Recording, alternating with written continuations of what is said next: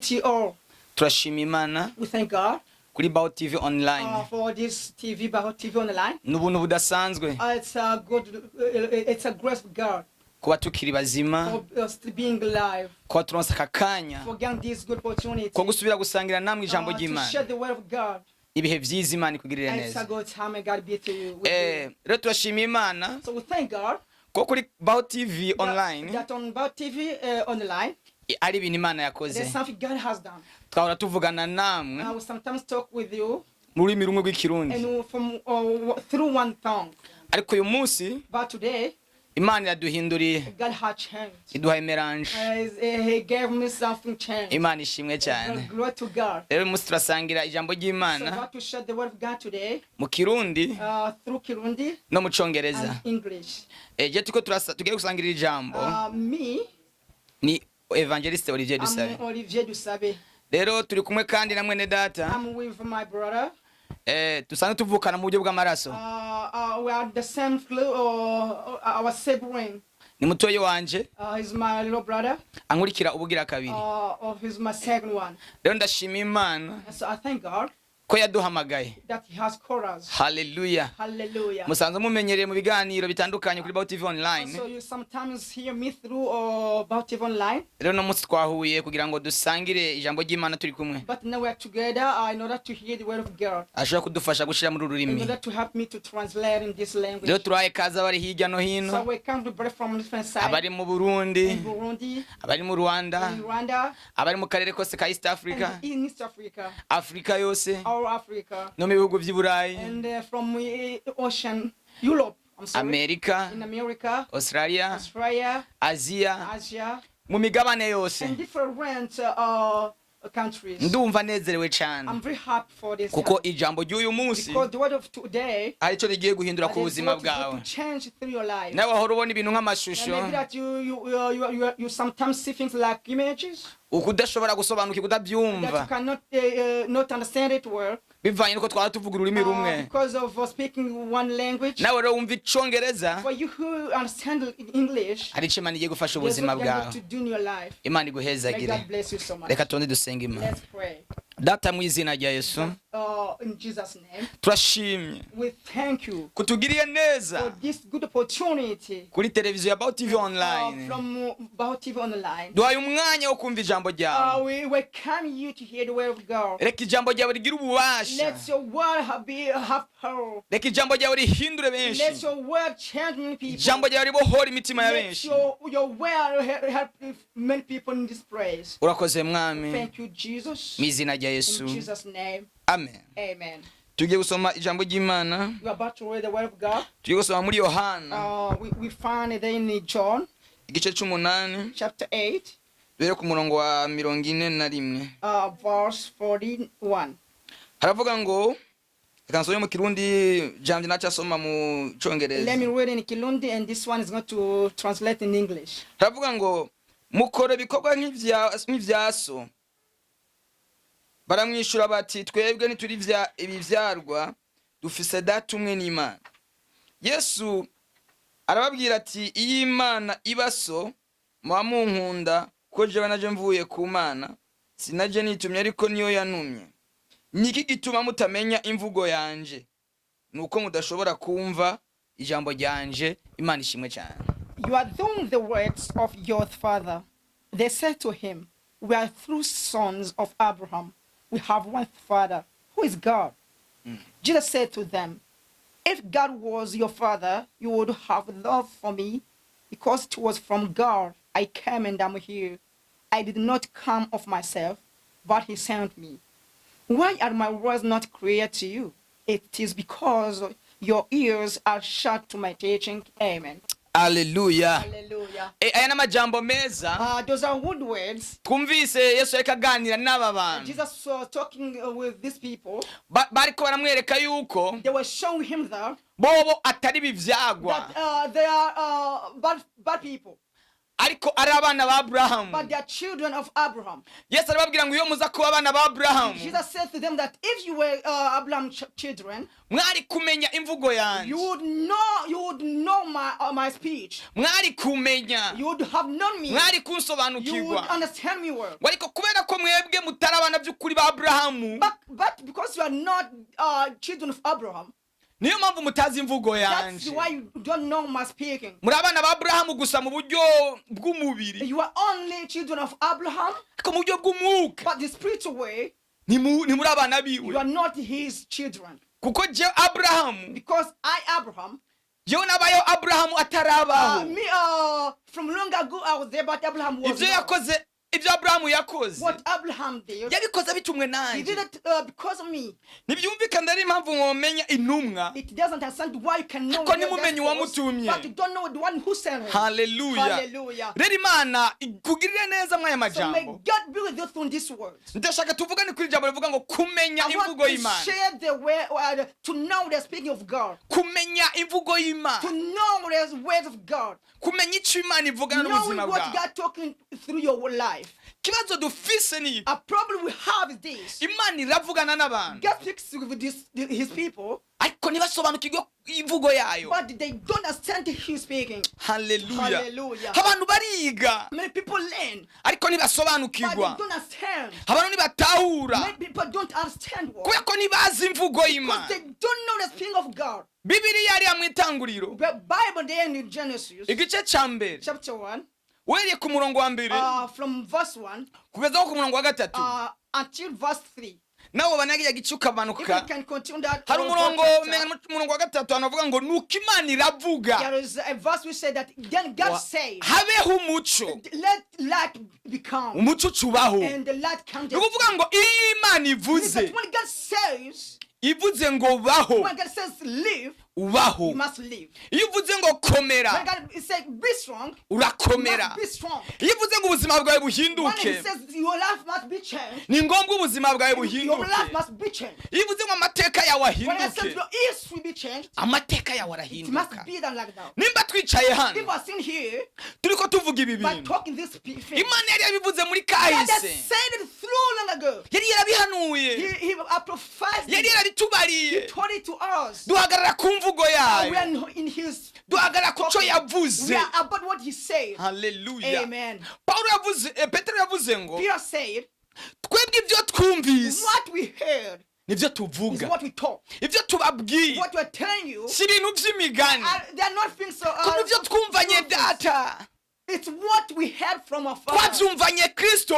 We have heard through Jesus. haleluya. Amen. Yesu nawe yigeze kuvuga ngo Jesus said that. ibi ndababwira, Yes, I'm telling you. aya majambo This munyumva word we're hearing si from me amajambo are yanje, not my words. ariko ibyo numvanye But what data I heard from nibyo my Father ndabazaniye. is what I'm giving nanjye you. ndakuzaniye And I'm ijambo giving this word. rivuga ngo imvugo That's y'Imana the speaking of God. iracahamye, It's still strong. It's iracubatse, still brewing. ishobora It guhinduka. cannot be changed. Imana yabwiye God Aburahamu, told to Abraham, iramubwira ngo va live mu gihugu in your country. cy'iwanyu In your country. ujya mu gihugu And go where I nzokwereka. will show you. Aburahamu yasobanukiwe imvugo Abraham y'Imana. understood the speak of God. iyo Aburahamu adasobanukiwe imvugo When Abraham was y'Imana, not understood out, ntabwo yari kuba sekuruza w'amahanga. would not become would not become the grandfathers of different nations. Ariko amaze gusobanukirwa imvugo y'Imana, But after the standard speaking of God, yavuye he mu left muryango w'iwabo and his family ajya mu muryango Imana and yamweretse, go where God showed him to go. ava mu bisekuruza And come by'iwabo from his grandfathers, ajya mu gisekuruza cy'Imana, go where God sent him to go. abasekuruza And b'amahanga. come to Menshi. fathers from many nations. kubera iki? Why? yasobanukiwe imvugo He y'Imana. understood the speaking of abantu God. benshi Many people, bariko barananirwa, they're tired. bariko barasubira inyuma, They are bored. bariko baracika intege Discouraged. kubera ko Imana yavuganye nabo ibintu Because byinshi, God has spoken to them the many ariko things, ntibasobanukirwa ibyo Imana but they didn't ivuze. understand the speaking of God. jambo nababwiye ubushize, Last time I told you that. nababwiye ngo igituma abantu benshi bariko baragwa Why many people are discouraged bagatangura gutesha agaciro ibyo abahanuzi bavuze, and start making simple things what apostle says, nuko babaye abana, because they became children. nuko batakuze. They didn't grow. iyo umuntu akuze When someone is grow up, asobanukirwa ijwi rya se. he understands the voice of his father. ndafise umwana muto I have a child. acyari muto cyafise amezi He's a child, he nk'umunani. has like 8 months. Hari ibyo adashobora kumenya kuri There's je what he cannot understand from me. kubera kandi ndi se. And I'm his father. Hari ibyo ivyiyumviro ndamutegura kumukorera I have my thought to do for him. nashobora He kubimenya cannot understand it. nubwo People nobimubwira can tell to him. nashobora He cannot kubitahura understand it. kubera ko akiri Because he's umwana. still a child. nshobora kubwira ngo umwana nzokugira neza mu I myaka said, itanu I iri imbere. replaced you in 5 years ago. nashobora kubisobanukirwa. I'm sorry. I can do something great in different years, but he cannot understand it. ibyo ndamutegurira What kumukorera I prepared to do for him. byinshi cyane. Are so many. hari naho ushobora naho Even I nobimubarira can tell it to Ushobora him. kubyumva. He cannot understand it kubera ko ntarakura. because he's still. rero kugira ngo ushobore gusobanukirwa imvugo You have to y'Imana understand the speaking of God. kura va mu bwana. You have to grow.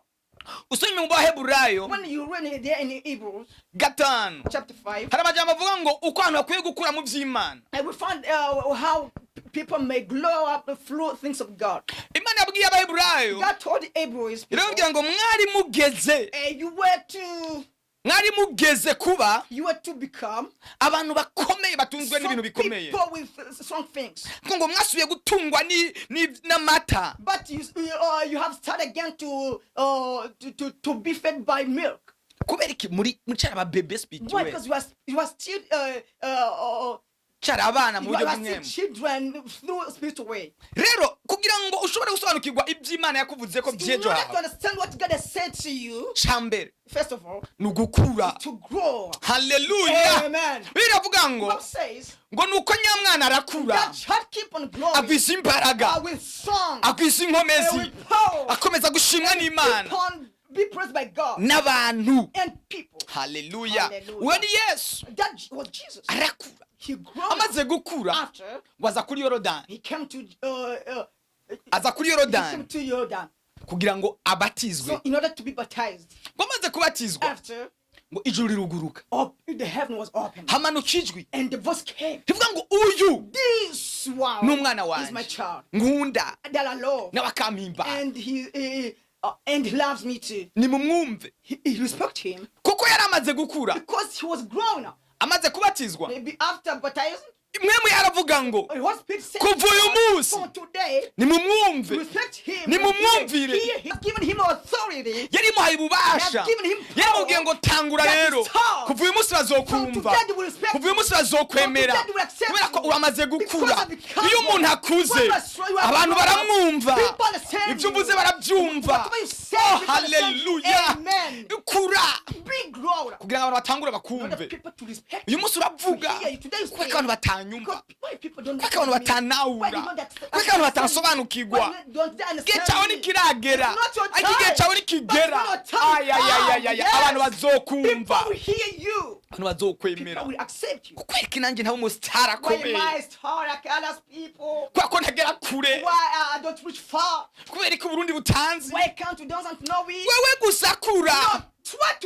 Imana izokwemeza abantu uzomusitari uzogera kure urengana imbibe ugere kure urengane Afurika ugere mu yandi mahanga kuko umaze kumenya imvugo y'Imana n'abantu bazomenya imvugo yawe. Haleluya. niwamenya Imana ibyo uvuga ku buzima bwawe n'abantu nabo bazokumva ibyo uvuga kuri bo. ntugerageze kwemeza abantu. reka wowe usobanukirwe Imana nayo igusobanukirwe abantu nabo bazogusobanukirwa. abantu bazotahura ibyawe. abantu bazosobanukirwa ibyo uriko urababwira. abantu bazosobanukirwa ibyo uriko uravugana nawe. Haleluya. menya imvugo y'Imana. Haleluya. Haleluya. Abisirayeli cyatumye bahera mu butayu nuko batasobanukiwe imvugo y'Imana. bari bazi ko bagiye muri Isirayeli cyangwa muri Kanani bazohagenda umwanya muto ngo ariko Imana ibacisha mu butayu ibacisha muri desert ibacisha mu bugaragwa ibacisha mu bugaragwa buteye ubwoba kugira ngo ibarere Missions not to kugira ngo in ibakuze order to make them to ibanze grow, bakuremo so egiputa that it may remove them Egypt, babanze bashike muri in kanani order to reach hari Canaan, ibyaremwe bishasha by a new creation, hari ubwoko a bushasha new creation, hari ihanga a ryera whole nation. ibanze irabatreninga He trained them, ibanze irabakomeza he made them ibanze strong, irabubaka he blew them, haleluya hallelujah, babanze bavemo egiputa in order Egypt to ari be majambo moved. kugira ngo ushobore gusobanukirwa imvugo In y'Imana order to understand the Imana spirit ibanze of God, ikagucuka God must ibanze train you, ikakoza must wash ibanze you, ikagukomeza must make you strong, amateka y'ubuzima bwawe and the agahinduka history of your life must be changed. haleluya Amen. iyo ugiye muri When kanani you're in Canaan, tawe umuntu akuze with that someone who is grown, iyo uhuye n'ibigeragezo when you get trials, iyo uhuye na Erika imbere when yawe there's Jericho in front subira of you, inyuma. you must get back. ariko iyo But ukuze when you're grown up, wumva ijwi you hear the abandi voice batariko bararumva that the other people don't rikakubwira understand. ngo bandanya And it tells you keep on, shishikara continue. haleluya Hallelujah. imbere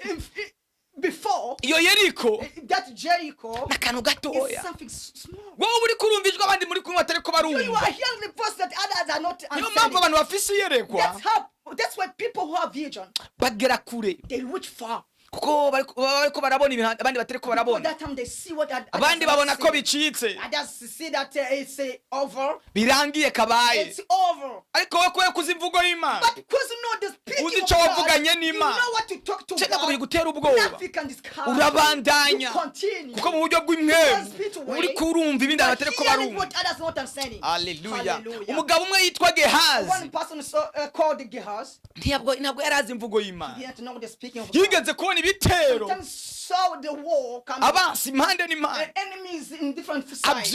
abyura Elisa And brought akangura Elisa and woken up Elijah haramubwira ngo databuja and said, my father, turapfuye we are about to die. karabaye It's over. turakikujwe impande zose n'abansi With all enemies.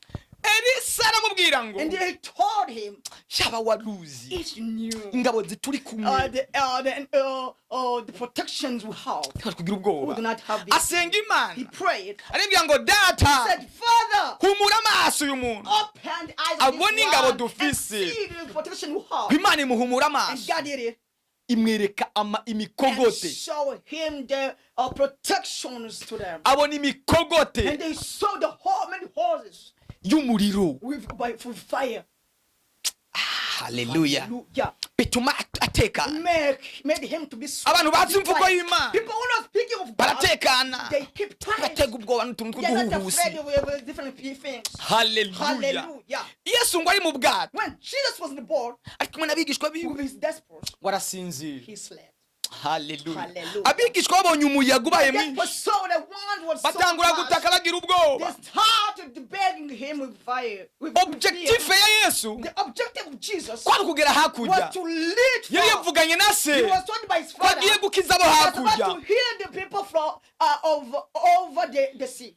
ariko abigishwa bobo But disciples, ntibari bazi icyo bavuganye n'Imana they didn't know what he talked nawe nanagenda kubwire about. ngo I'm going to tell that abatazi icyo wavuganye those n'Imana who don't know niba abona umenga karabaye they say that it's about abona umenga